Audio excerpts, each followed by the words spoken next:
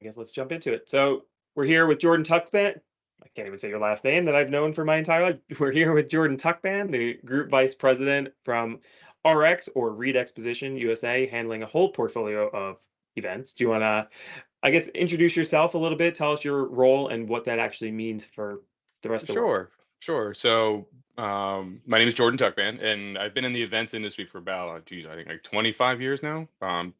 But I've been at RX for the last 8 or so years. My current role as a group VP has me responsible for a series of different brands that we have, and I spend a lot of my time and my responsibilities towards the event strategies, their growth, how they're interacting with the industry, and talent development that are the teams that are leading those events. So I spend a lot Mhm. of focus on what is the opportunity that we have, what are the challenges that we have, what's the strategy going to be for that, what resources do we need to achieve that, and so on. That's where the lion's share of my responsibility lies today. Okay. Do you may not even be able to answer this, and this was not one of my questions. Okay. Do you have a favorite group that you work with out of like the security and gaming and transportation and data? Is there one of those that you like the most? So you asked me to pick my favorite child, Yes, I did. right? Uh, they're all special snowflakes.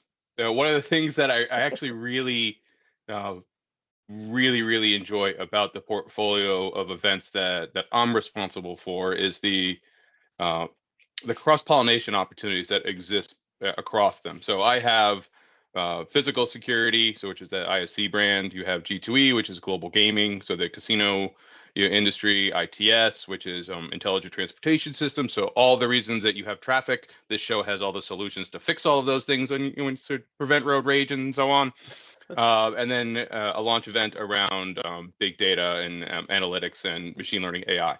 Uh, Oh, well, there's a need for data across all of those industries when it comes to things like physical security. The ability to extract insights from huge amounts of data that all these sensors and cameras are now able to produce is mission mhm. critical. So there's a lot that happens uh, as far as opportunity between the events in my portfolio. So I can't say that I have a special one. Uh, if you've ever had the opportunity to go to a show like G2E or ISC West, those are mega events. You have incredible booth builds that a lot of exhibitors invest substantially in. They're all about the experience in their booth design. So there's a real lot of energy to see it at those events. But it doesn't mean that a smaller event like ITS uh, almost just as valuable, right? Because you're talking about DOT leadership, so your public sector decision makers around traffic and transportations, the size of the business happening at that smaller event, which is heavily conference driven, Mhm. could be equal in some cases to some of the deals that are happening in these mega events that happen in the industry.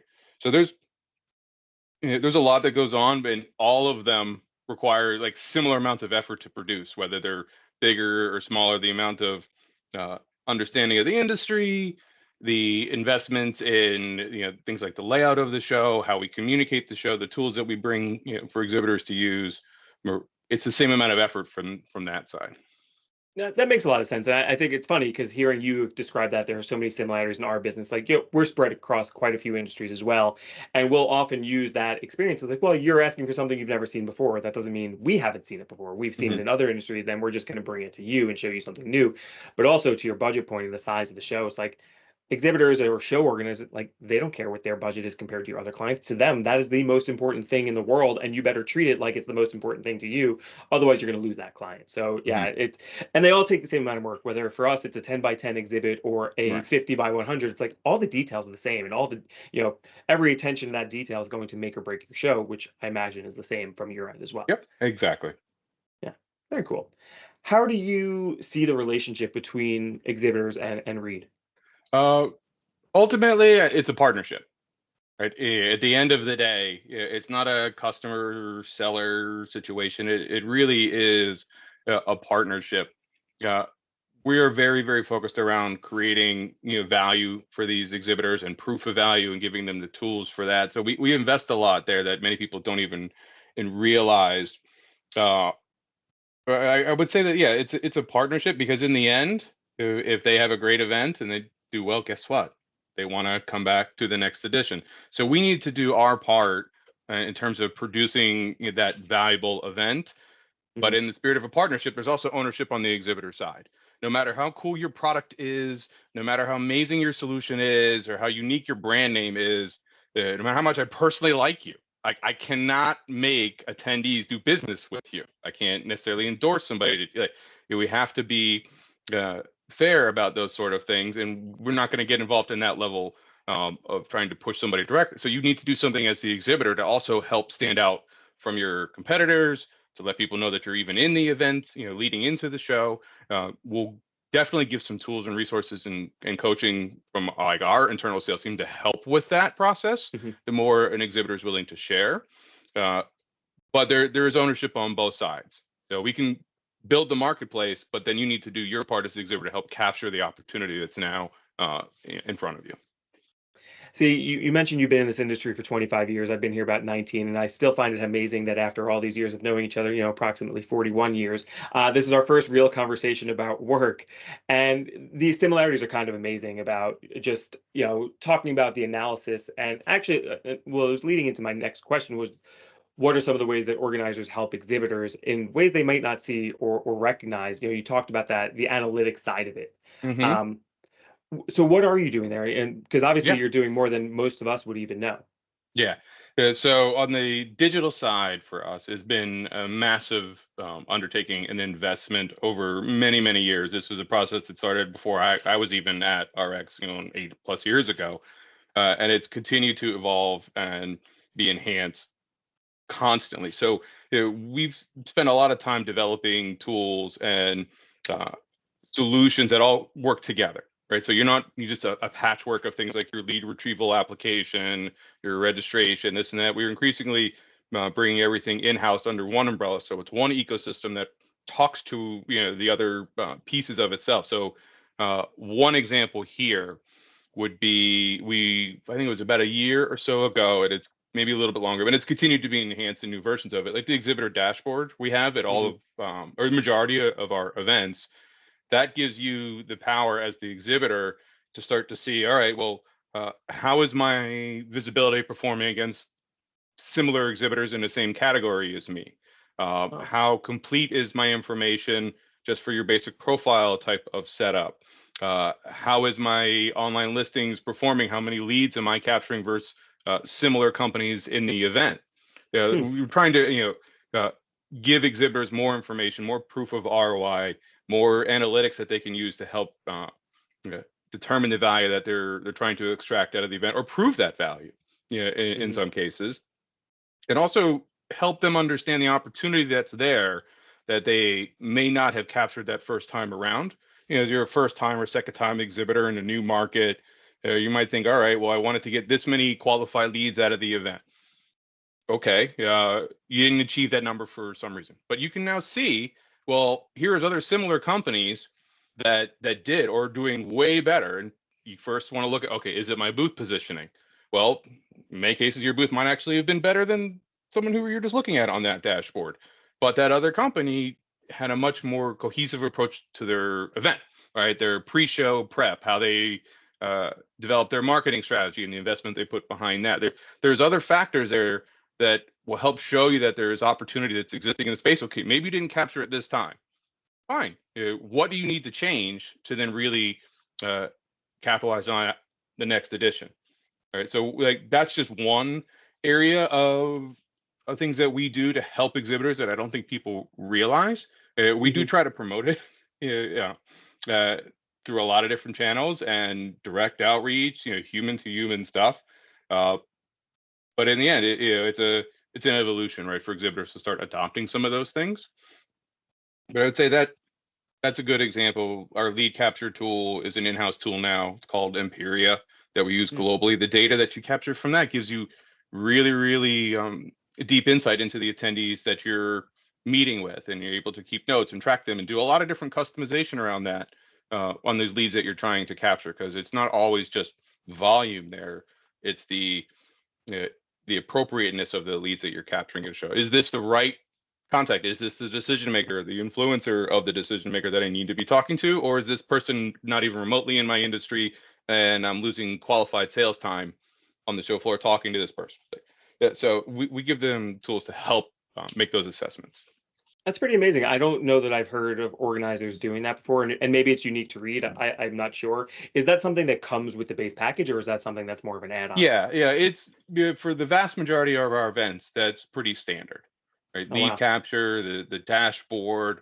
There's newer tools that we've also launched recently that that are more than just those, and it depends on the industry and the events on which tools make the most sense for that. But those two pieces alone are pretty standard. Yeah, and we're having a lot of those similar conversations. Like I met with the company yesterday, and I basically created their initial measurement strategy of like, I didn't create the questions for their lead retrieval, but it's like, all right, here's your journey. These are the qualifying questions here. This is what you can ask them in the theater, basically entry and exit surveys, as well as qualifying questions of the demo. It's like the increased interest in measuring is obviously associated with the how the economy is doing, and it's like it's fun. It's very cyclical. I feel like I had these exact same questions about 16 years ago, around 08, 09, when I had no idea what I was talking about. So that's nice to know that I do finally know what I'm talking about. But yeah, it is funny that you guys are presenting the same options that we are. It's like, hey, you can't just show up. Like you Right. have to think through the full strategy, and that's what I was going to bring up before, and then I lost track of my question. But yeah, we're having these same exact conversations with the individual exhibitors as you are using to promote the entire show. So it's great to actually see we are more aligned than we even knew without talking about it beforehand. So no, I think those Yeah. are just some great tools to put in place. And then if people aren't taking advantage of it, it's just like you're just wasting money because especially knowing it's included, it's not an add-on. Yeah, like the power that you have when it comes to having qualified data, is really really valuable. That sometimes people don't fully either understand, or maybe they just had such an incredible show they don't need to go back and look at it. Like the show's going great. I don't need to do anything better. I can just do this and keep doing it. It'd be fine. I don't need to get any more business. I mean, I don't know who was always in that position, but maybe that's why. I don't know. There have been a few companies over time. They don't exist anymore. Companies like BlackBerry, who's like, yeah, we're good forever. Yeah, there you AOL, go. but Yeah, case in AOL point. is technically still around at some point, in some way. But yeah, no, exactly. If you sit on your laurels and you assume it's just going to continue this way, it's like, well, you're already dead in the water. So Right. So now we're going to get to the heart of the issue of why we were talking about the discussing the rising cost of trade Hmm. shows. So what are the primary causes, would you say, for the rising cost? We hear it everywhere. Yeah. Yeah. So I think there's no direct single answer or like a smoking gun for this. I think there's lots of different reasons for cost, and I can share some of my thoughts around that. And I think that those reasons, of course, change over time based on like macro, influences and what's going on outside even the events industry. Right now, a big chunk of it, in my opinion, and what I have seen, is still related to a little bit to things like labor, right, and costs Mhm. from that. So you had a massive pandemic, global pandemic, not that long ago, right, where there was a exodus of talent and skilled labor from our industry. These people had to get other jobs, they had to do other things, right? That's their livelihoods, of course. So then you have to try to compete for that labor to get them back or hire new labor in a very competitive labor market. So the demand versus the resource there is, one factor. You have the, in part good news, how robust the industry did recover, and the demand in the event space in general has been really, really high and strong, and creating a lot of value. So when you look at things like venues, right, there's a handful of primary cities that a lot of events tend to run in, are really sought after. Your Yeah. Vegas's, Chicago, New York, Orlando's, and even New Orleans. Sometimes there's there's a lot of places that everyone wants to be at, so they're facing unprecedented, demand from events of all kinds, whether it's a user conference, a corporate kickoff, trade event, and so on. So the demand for space, doesn't give you a whole lot of leverage there, when you know that your event has to be in Vegas, right? All your Yeah. attendees, you are expecting that, and if you move that event to, a tier two or tier three city, yeah, your cost could go down substantially, but So what can does your that matter attendance. if you don't bring the attendance? Yeah. No, that makes a lot of sense. How far out are you guys booking venues right now? I know pre-pandemic it was like at minimum like 18 Mhm. months to 2 years. I've heard recently it was somewhat like 5 years out in some cases. Yeah, like for our established events, we will go as far out as we can get the venue to agree to in some cases, right? And that helps ensure that we get the most ideal dates. Mhm. Like when you talk about costs, This is something that a lot of people don't even think about. I think on the customer side that we put a big focus on your date pattern for your event, right? You want to have your ideal dates that are not over a holiday or not running into weekend hours. So then you're looking at overtime, double time labor to put your stands together. And so if we can get those ideal dates, that potentially could save exhibitors thousands and thousands of dollars on just labor costs alone. Yeah, Yeah, that doesn't definitely. always work for some event industries. Some they need their events to run on the weekend because their attendance is 9 to 5 Monday to Friday and they can't leave whatever they're doing. So Mhm. it doesn't apply all the time. But that's just one example. Like when it comes to dates, the date pattern for an event with the venue, right? In terms to mitigate costs. Gotcha. Are there, other than like date patterns, obviously we just talked about, are Yeah, there other steps that you're taking to control some of these long-term costs? yeah. There definitely is, and this has been so we feel those same kind of cost increase.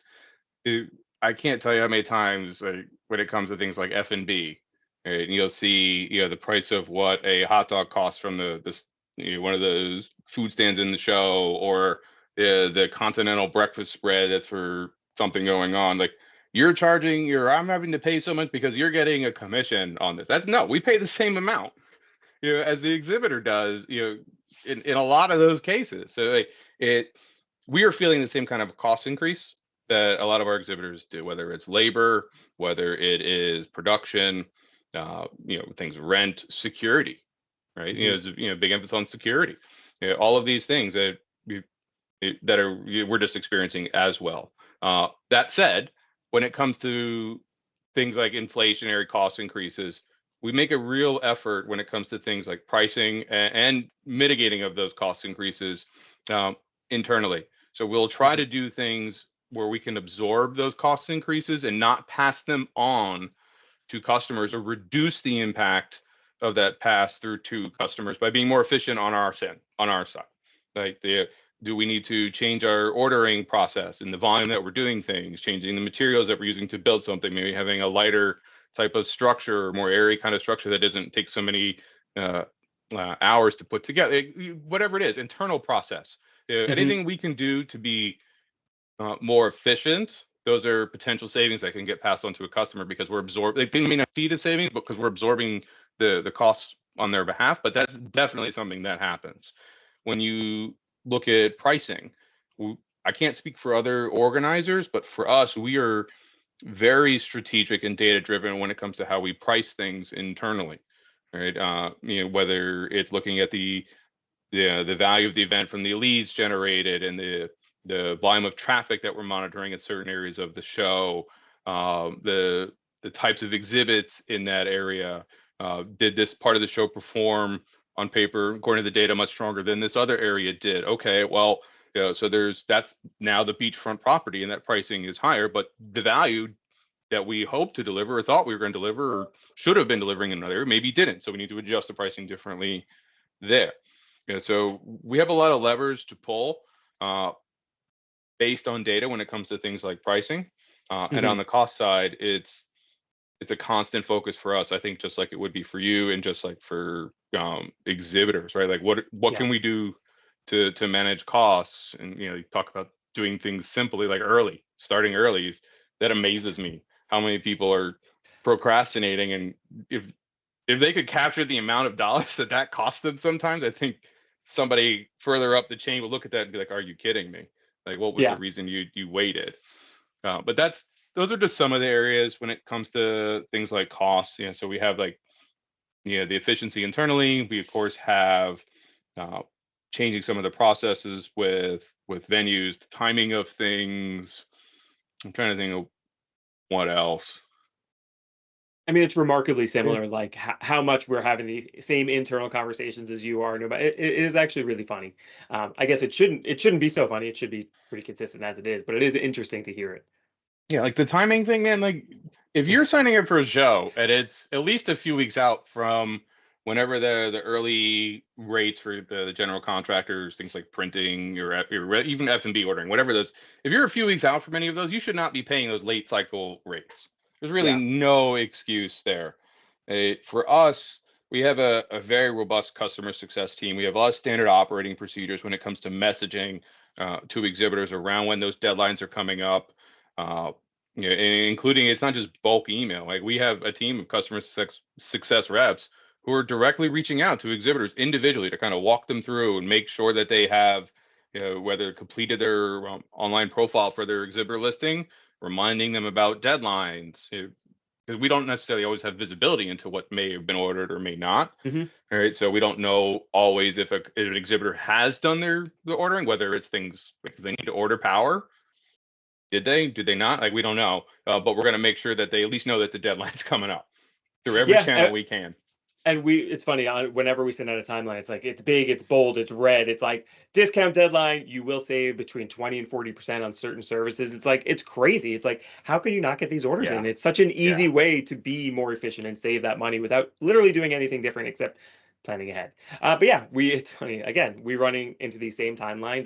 The amount of inbound leads I've gotten, it's like, hey, we have a show first week of April. It's like, guys, it's the first week of March. Like, Yeah, no, no. yeah. And Yeah, or yeah, you're just gonna pay that late tax, basically. yeah. You're gonna pay a premium for procrastinating or whatever led to the decision to start late. Maybe, well, there's a lot of reasons why that happens. Yeah, Well, I sometimes do they're have one avoidable. solution for you if you're ready for it. You talked about the Venue hot dogs. I think you should just buy them in bulk from Costco. They're all at $1.50. We already know it, and they're never going to change. So just buy like a million hot dogs from Costco and then just sell them direct on the show floor. Done. Uh, I solved all the problems. yeah, if you could find a venue that would allow such thing, let me Well, know. Right? Because they have on their side, like, they have things like, they have to be very careful around like of food course. poisoning issues and all of that sort of stuff. I remember years ago when I first started learning around this sort of stuff in the industry, I remember being like, why is this so expensive just to have coffee for the staff? Like, why is Well, this percolated coffee costs more than a small car sometimes? Like, this is nuts. And what was explained to me is that in the scenarios where you have like exclusive catering vendors like a Center Plate or so on, uh, mhm. they invest millions and millions of dollars in those venues to build out those kitchens. They handle all of the F&B for that. So they have a lot of operational costs just to facilitate that business. In exchange, then they end up with the exclusive rights to provide those F&B services in that venue, uh, especially in convention centers. Right. Oh So yeah, it's yeah, like painful. they have their investment in costs that they're also dealing with for you to have the ability to have those bagels or to have that hot dog. Right. So people don't realize that what goes in behind the scenes for that. They all think that everyone's making commissions and this and that. Mm-mm. Yeah. Well, and nobody thinks about them outside of themselves. It's like, well, this is affecting me. It's like, yeah, but there's obviously a much bigger story here that, well, they also don't care. It's like, Right. but this is hurting me. So no, Right. it's certainly interesting here. Something we talked a little bit before we hit record, but talking about the negotiating power of your side Mm-hmm. with the GCs and venues, is that Mm-hmm. anything that you guys are actively doing, or is there anything you're able to do to help with that negotiating power? Yeah, and we always go into those as negotiations, but a lot of the venues and some of our GC partners are strategic partners, right? Those are important relationships that we have, not just for one event, but for multiple events. And so that does, in those scenarios, give organizers that are larger, like an RX, and doing multiple events, a little bit more leverage in the conversation with parties like that. Hmm. So when you look at your independent small organizers or an association kind of led show, they may not enjoy some of that benefit in terms of negotiating leverage. That doesn't always mean we have negotiating leverage. Earlier, we were talking about the demand in the industry. When you have events that are looking to book, 4, 5, 6, 7 years out, and you have a pipeline like that as from an event venue management kind of company, and you're dealing whether it's the Venetian Expo or the Orlando Convention Center, you have incredible demand like that. So even though we're a reoccurring business, we've been there a long time. Like the leverage that exhibitors would assume that we have in the face of demand like that in those top tier locations isn't as significant as they may just assume Hmm. that's there. Uh, it more comes into play in terms of securing the dates outright. Right, that's where we That see makes sense. leverage. Right, the hall rent a lot of times is the hall rent. There's nothing we can do about those. Um, So like we do have some power there, as a larger because we're doing bigger volume. We, but it's also more about the broader relationship that we have, because it's not just like a GC serving that one particular show. They Yeah. are serving the entire portfolio of events potentially, right? So, and in some cases, many people don't realize is on smaller events, the general contractor may actually end up losing money, right, with their labor costs. That they were anticipating a certain volume of, whether it's drayage or custom builds or printing or graphics, they don't hit that. Like, with their overheads and storing all this equipment and all that sort of stuff, they may be losing money on some of the events, but they're willing to do that in order to facilitate the broader business. So if we didn't have a bigger deal with some of these kinds of organizers, you would really struggle to find a GC that would want to support a smaller event, right? Or they're going to be conveying pricing, like when it comes to, say, renting tables, that Mhm. might be extremely high, because that's the only way they can justify them even supporting the event or facilitating the GC responsibility on that small event. That makes a lot of sense. Yeah. Yeah, I think figuring that out and understanding that it's like it's not as easy as people think to just Yeah. basically knock down the door. It's like you just lower the price. It's like yeah, I mean, I was going to ask a little bit about material handling and drayage, but I feel like that could be its own hour conversation, and I don't even want to talk about it because it's like everybody's nightmare is material handling. So I'll just move on to the next question, which Yeah. you actually kind of answered this, but maybe we'll elaborate a little bit more. What kind of offerings do you guys put out there that you think more exhibitors should be taking advantage of? Oh, for what exhibitors should be taking advantage of, the digital tools for starters, right? That we Hmm. offer the digital tools, and setting up your profile, basic stuff that doesn't cost you anything right away. Yeah, exhibitors definitely should be doing, right? How you're selecting the categories for in a product listings, like online. What ones make the most sense for your company. Don't just pick all of them. Right? Like, you're not good at everything. Yeah, no matter what you might think. My mom told Be me a I little bit. am, Jordan. My mom told me I am. That's because she has to by law. But that's like, be a little bit more strategic. But as far as other things, beyond some of the digital tools, thinking about the sponsorship opportunities and marketing products, right? That are available through the event, or not, even some cases not. But those kinds of tools and products, uh, with data privacy and those kind of concerns today, there's very few ways you can reach out to, say, like a pre-registered list, if it's not through the officially through event channels, Mhm. right? Whether that's an email blast in advance or something more sophisticated than that. If you think about your total budget for the event and you plan a little bit uh, to invest some of those things, like that can be a massive difference on your event value at the end of the day. And the more you do there, it becomes like an exponential type of value you can create on the sponsorship side. Uh, Yeah. but doing something is still far greater than doing zero. Yeah, and that's something I focus in on a lot. It's like, hey, and we talked about it a little earlier about like, yeah, you can build a booth and it could be the coolest thing in the world. You might have the best product in the world, but if you don't tell people about it ahead of time, other than, hey, come by booth 649 for our happy hour, it's like, but why? Like, oh, cool, I get a free drink, but that doesn't benefit your staff in the booth that need to sell them something or make that connection. Mm-hmm. So yeah, I would say the pre and post show plan beyond the actual So obviously ad show is very important, but yeah, if you're not doing the full integrated approach, you're gonna miss on so much potential return. yeah, like you still might have a great show, but if you had a great show with that minimal amount of work and minimal amount of effort, what did you leave on the table Hmm. by not being a little bit better prepared or a little more diligent on what your strategy was going to be? I think, like, just another thing that everyone should be using at events is the lead capture tools, whether that's directly in-house, like something like that we offer, or it's being offered through a third-party partner from the event organizer, whether it's a mobile app or those old school scanners that people used to have back in the day. The data and information like that is value, right? Yeah. So uh, this is still one of the biggest proof of value and ROI to the CMOs and stuff of the world. Granted, that is changing rapidly when it comes to justifying budgets for events and proof of value. Hmm. But overwhelmingly, a lot of those decision makers are still looking at how many leads were generated, from this, and then the funnel and so on. I'm like, exactly. Right. Yeah, it And hurts my head talking about leads versus like, yeah, cool, we got a million leads, but did you ask them any questions? Are they Right. going to be followed up on by the sales team? Because if the sales team doesn't know the quality, like they don't care. They're never going to reach out to these people. Right. Yeah. But then there's also people who don't capture any leads. I'm Yeah. not even. I'm no Yeah. Like comment. they don't use a tool, or we have our own systems for that, or we do this, and that's fine. Yeah.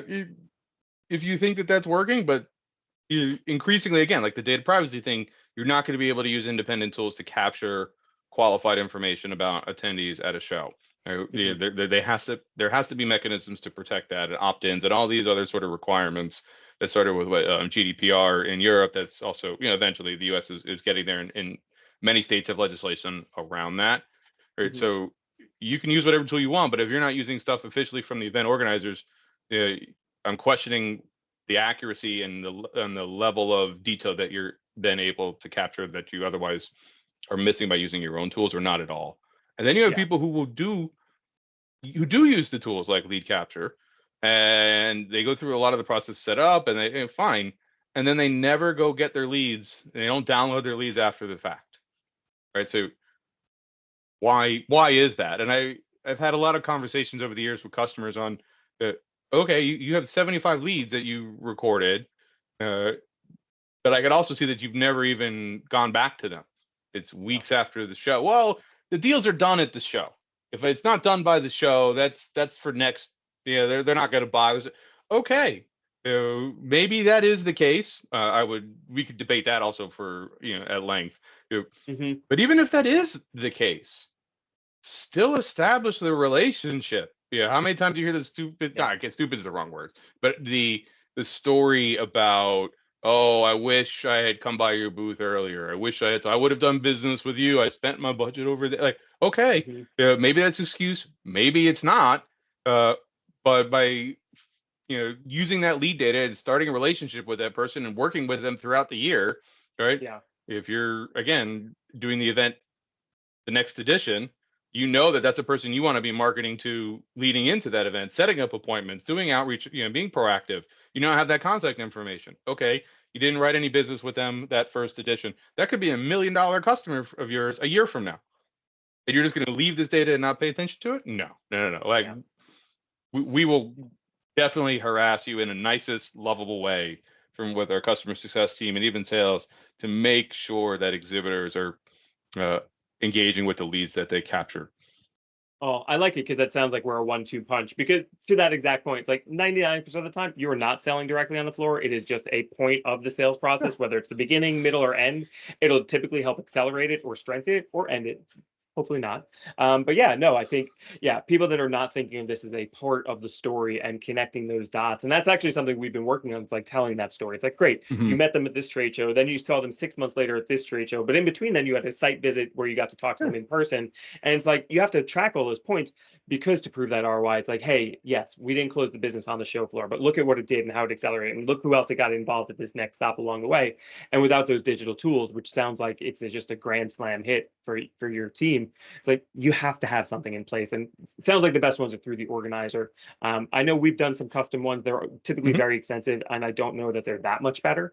But yeah, the digital tool sounds like it's just an absolute must have no matter Yeah, what you're it's doing. pretty mission critical these days, and that's what I said in the comment earlier about expectations changing or proof of value evolving for the decision makers to invest in a show, beyond just leads. Okay, like okay, you got 1,000 leads. How many of those are now relevant? Show me the value that was extracted from those leads. What else did we gain? We have tools that also, when we look at things like marketing reach, right? We're looking to Mhm. integrate that into your exhibitor information. So you with Mr. or Mrs. Exhibitor with your digital advertising and signage and this and that. This is the kind of reach that actually had. Like there are analytics out there that help you better understand that. So, for example, like you're an exhibitor at our PGA event in Orlando. Very very successful, high value event. The advertising that you do there goes way beyond just what people may have saw at the event, like the things like the reach through social and reshares and so on and so on. You're talking millions of views potentially on Yeah. something that you had no idea was even being seen by anybody before. Do you Yeah, guys so that, have social listening tools embedded in there as well? we definitely do for our efforts right now, so we can be very strategic on where we're investing and how we're like on social channels, how we invest in them and what we're kind of content we're doing, and measuring the effectiveness of certain types of content and messaging. Mhm. The objective longer term is to also help our customers understand what their reach is through those same social listening tools. I don't believe that it's fully integrated to something like the exhibitor dashboard that we have today yet, but to me that would be part of the roadmap in the not so distant future. Yeah, I think that sounds like a very valuable add-on, even if they have to pay for that upgrade. It's so valuable because to measure those impressions and the reach, it's like, yeah, it's a data Yeah. point to show. It's like, hey, we had all this presence here, and we spent $600,000, but we touched 4 million. Maybe that's a little Right. exaggerated, No, but still, in in some some cases, cases it's it's not. not though. That's the whole Yeah, point. Like it's like when you look at it, it's fascinating. yeah. Like I actually especially heard it. in brands, like Well, nuts. and I heard a data point recently that every piece of swag that's given out is worth 2,500 impressions, and I still need to validate that data point. But it's like, okay, well, I'm less against swag if that's the case, and you're getting that many, impressions from it. But it's like, yeah, Yeah. let's prove that, and let's still make this swag you're giving out better. But anyhow, But um, I have a fun story like with swag. Like, so I was at a industry event for that intelligent transportation show. This was a smaller regional event that runs in Europe last year, or this was a couple years, 2 years back now. And at that show, the event director had created, since it was around transit and transportation, these little like foam trucks. They were like like those little Hess truck kind of things, but it was like a stress ball, but it was like a little truck, right? And we had a couple hundred of them, to give out, at this relatively small show years ago. mhm, That was a couple years back at the show last year that we had here. So this was a show in Europe. So we're now running our version of the show here last year. And it's conversation with customers. And there are still people asking about those foam little trucks that we had at this tiny little show in Portugal. Uh, so the effectiveness of stuff like that really can be out there. Like people don't maybe take it for granted. Oh, there's a water bottle, or this or that. But the amount of people like, oh I gave one to my grandkids, or I get like it sits on their desk. They see it all the time. Like they, they were foam, but they were worth their weight in gold. Oh yeah. No, I think the fun, unique giveaways like that. It's funny. I talk about swag. Another topic I talk about a lot because I get giveaway. It's how I get gifts for my kids, and I'm like, target the parents. They don't want to go to the. They don't want to go to the store at the airport. Give them something they can give to their children. Which now, my wife is making us get rid of some of them because I bring home so much of it. But yeah, if you give them a fun, unique giveaway that you'll keep in your house, it's a constant reminder of the brand, and it can be very impactful. On the other hand, if you give them a stress ball that's dumb, or just like a broken pen, or it's a pen that breaks quickly, it's like, yeah, that might be a negative effect on your brand, or no effect, which is in a sense negative as well. And we work with a an entertainment vendor that helps us with some of the concerts and stuff that we're doing Mm. right now from an experiential side. And they had a couple of these very nice like sweaters with their branding on that they gave through a group of us. My wife immediately has confiscated that and wears it regularly. Like I have never had a chance to wear it. It is hers now. But now I see this talent creative agency around my house like all of the Yeah, time. Hey, value. See, yep. there it is. There it is. All right. Well, I'm losing. We're losing track of our questions, so I'm going to get us Oh yeah. refocused Okay. again. Sorry. So when it comes, let's go back to the exhibitor side of it. Is there, so say there are issues, or just looking for feedback, is there a structured process in place for addressing any kind of exhibitor concerns or implementing changes based on feedback? Absolutely. Uh, we talk about being in a face-to-face business and the value of face-to-face, right? If you do not have processes in place for feedback and objection handling, like there's no excuse for that now. You can't hide from it, and if you attempt to hide from stuff like that, that is only going to cause a tremendous amount of more Yeah. challenges for you and the customer potentially. So for us, we definitely have standard procedures and things like your post-show surveys that are Hmm. benchmarked globally. Those are very standard across almost every single one of our events and how we do it on the questions that we ask. So you can effectively benchmark. But in those same post-show surveys, there is plenty of opportunity and questions and this and that for uh, I would say anecdotal feedback or open-ended questions, right? Feedback. Hmm. We read every single one of those. Oh, wow. Everyone, you're talking thousands of them across the business, or tens of thousands. But we read those. In most cases, they're anonymized. unless the person giving the feedback or commentary has requested follow-up, or then we need to know who. But we have a whole separate research team for all that post-show information that comes through, and we use those responses and feedback in planning for the next edition, right? Whether it's the updating the strategy, tactical changes we need to make, the feedback from customers and attendees is a massive part of that process. That said, you can't just make decisions based on feedback like that. And it's kind of going off on a tangent, but it's worth saying. Like, feedback is important, but it's not the only factor in making decisions. Because sometimes when people are giving feedback, it's through their very unique perspective. And like they did, what was it, like Apple or the Steve Jobs who was talking about like the iPhone, like if they had relied purely on customer feedback, we'd all still have flip phones, because nobody at the time could conceptualize a touchscreen interface or a phone. Like, this wasn't something that people even thought could happen. So you use the feedback, but you also need to have your own innovation and creativity as the organizer. But that's going off on a tangent. So you have the post-show survey feedback, but you also have, who your sales reps are on our side. We have a full service customer service team that is available to help attendees. You have things, whether it's the show office or show floor staff. All of our staff are very easily identified in an event, and they are all trained and coached. Like, if they don't know the answer, that's okay. Of course. Then but your objective then is to help get the question answered for that customer or for that attendee. You may not know the answer, but you're going to know through working with us, like, where you need to go to get that information. Don't give the wrong information. Don't try to spin it or fluff it off, or give it like no. We're going to have to address it, but be honest, right? I don't have the answer, but I'm going to get it for you, and I'll be back this time. Right? I'm going to get this person. I'm going to get my manager. I'm going to do this. Whatever it is, we don't want any of those things to linger. If we could address it on site, we're going to address it on site. And I think the key with what you said is, it's like, even if you don't have the answer, it's like, hey, I'm going to talk to this person. I should get back to you by then. And it's like that little bit. It's like I've instituted here. It's like, hey, I don't care if you're going to respond to them in 3 days from now, but confirm that you got the message and tell them you're working on it. And that will make people at least aware that you're doing something, versus like, are they even like, people get very upset when they don't feel heard. And I think as long as you make people feel heard, it is a huge step in the process. Yeah, absolutely. You if you avoid it, shame on you. Yeah. Right? Would you recommend such an opportunity to learn? Yeah, for sure. Would you recommend a specific avenue, or is it like any one of these people should be able to help you, or at least get you to the right person? Because I will say, from our standpoint, when we go to the general contractor, there are times where it's like it could be weeks before we get a response. Definitely not a "you've been heard, we're passing this along" type of response, but or sometimes nothing. So is there a better way for exhibitors to potentially go about it? Yeah, in those cases, if you say you're waiting for an answer from a GC like that, you can definitely go to the operations team or the event organizer themselves, and at least make them aware of what's going on. You have to be fair, right? Like, if some people, I've seen instances where, I reached out to the general contractor and they haven't gotten back to me yet, and I need to make a decision. This is it. Like, okay, well, you asked them for a full rendering and everything of your 1,000 square foot space 3 hours ago.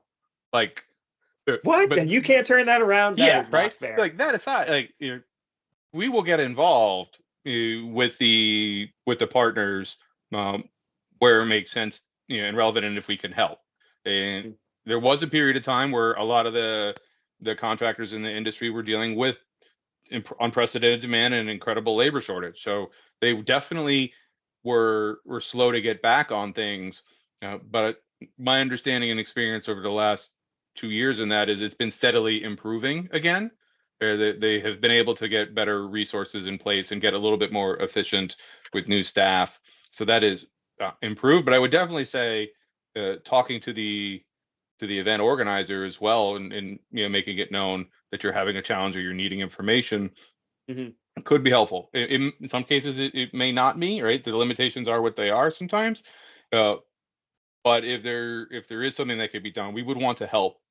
And maybe we even have the answer on our side, or a different contact that we can point you to, so you're not having to wait.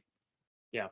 Yeah, I think it's hitting all the different avenues so you get your answer. And I would say most importantly, and maybe this is more a life lesson for everybody, just give people some grace. You know, the event business is insane. It's insane for the organizers, it's insane for the GCs, it's insane for the exhibitors, the exhibit houses. Like, make sure you're being heard.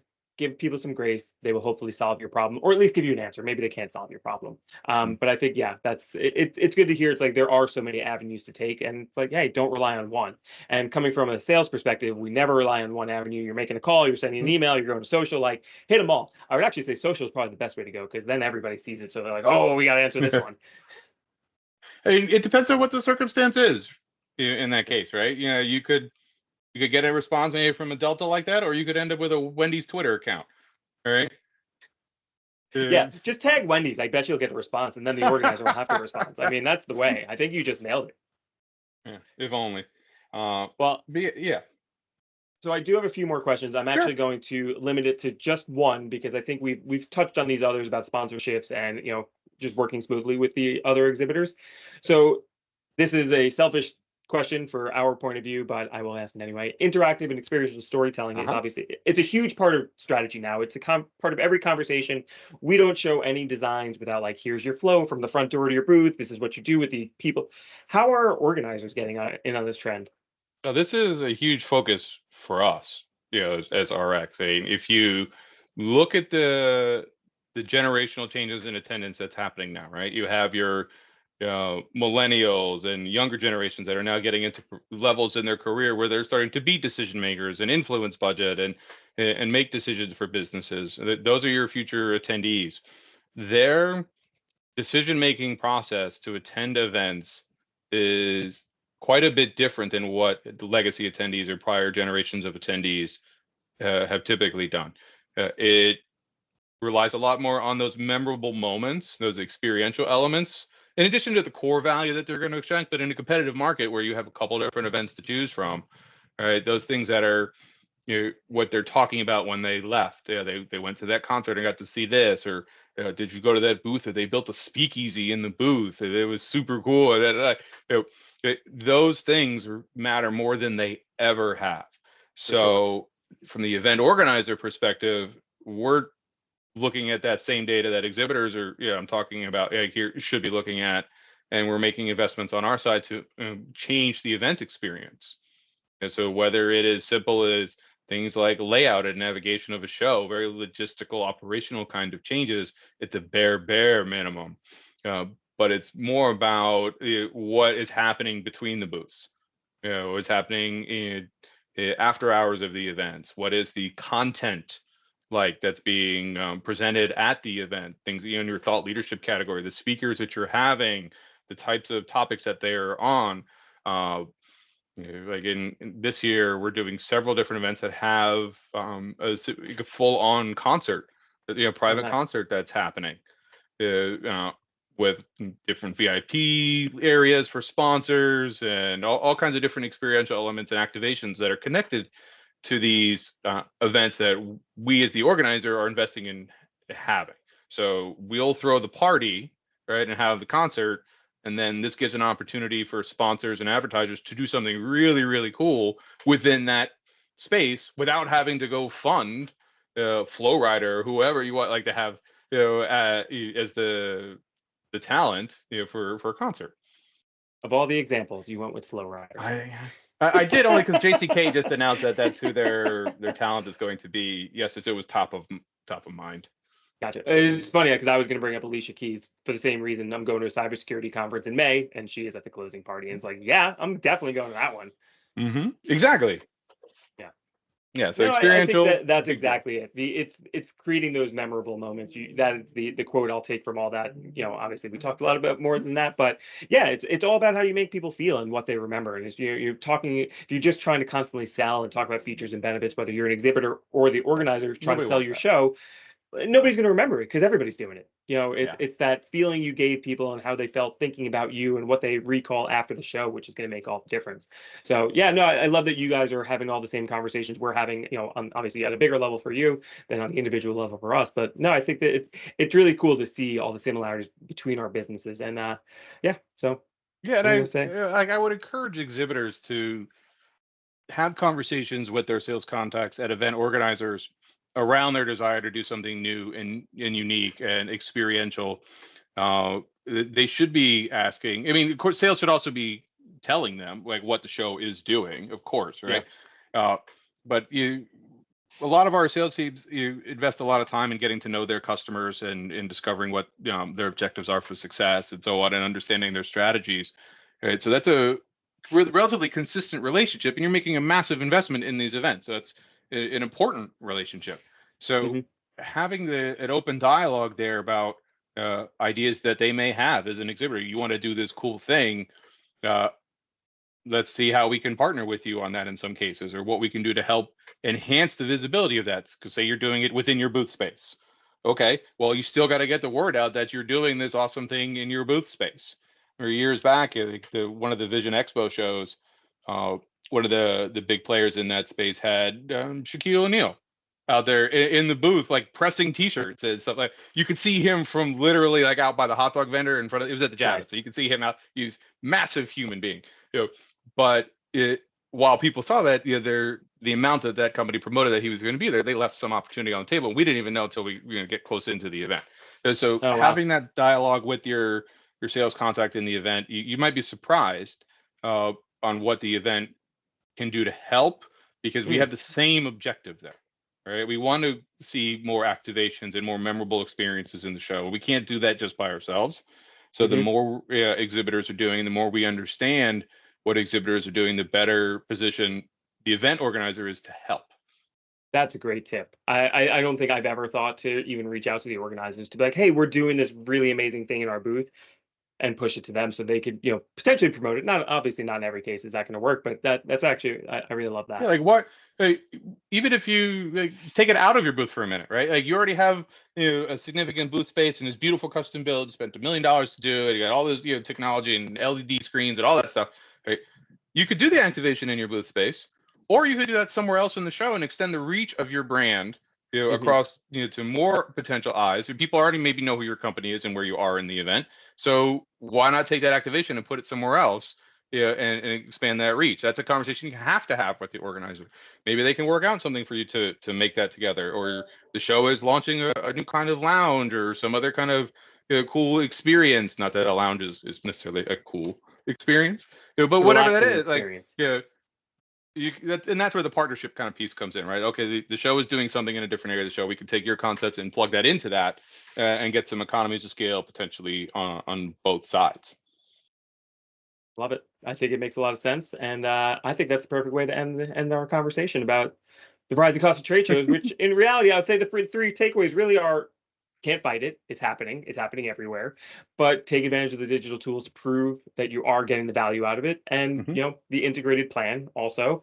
And the last one, being partners with the organizer can tremendously help. I think those are, for me, those are the three main takeaways from this. Yeah, and of course, being proactive, right? That don't be late. To like that, then you're just spending money that you otherwise had no reason to or need to, from procrastination or poor planning. All right, 4 takeaways then.